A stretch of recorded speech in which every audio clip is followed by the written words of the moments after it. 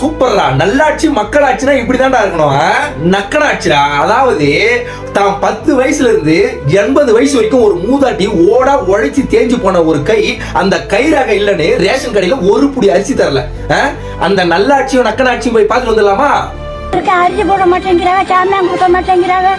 போய் கேட்க போனா, போமா உனக்கு கையிறாக விழுதல, கலெக்டர் போ, அங்க போ.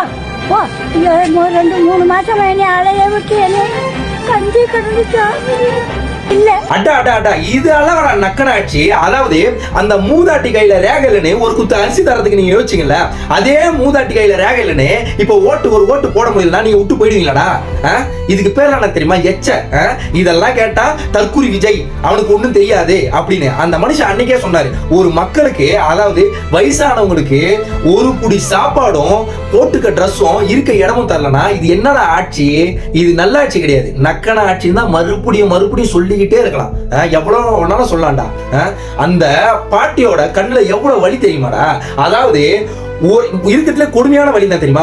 பிள்ளைங்க அவங்கள கடைசி நேரத்தில் கை விட்டுறது. ஸோ அதே மீறி அவங்க வாழும்போது அவங்க வயிற்று பசிக்காக, அதுவும் நம்ம சாப்பிட்ற மாதிரி 2000-2500 மூட்டை அரிசி அவங்க சாப்பிடல, சொகுசான அரிசியை வாங்கி சாப்பிடல. கவர்மெண்ட்ல கொடுக்குற அந்த ரேஷன் கடை அரிசியை கூட அதையும் ஊழல் பண்ணி அந்த பாட்டியோட கைராக இல்லைன்னு அதையும் அடிச்சு துரத்தி 3 மாசம் அந்த பாட்டியை அடைய விட்டுருக்கானுங்க. இதெல்லாம் எவ்வளவு பெரிய கேவலம் தெரியுமாடா?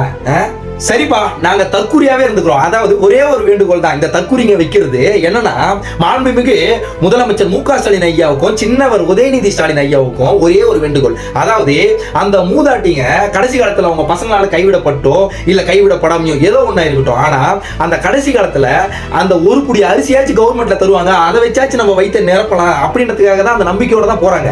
அந்த நம்பிக்கையிலையும் மண்ணவாரி போட்டு அதுலயும் ஒரு ஊழல். அந்த 80 வயசு கிழவிய 3 மாசம் அலைய விட்டுருக்கீங்க.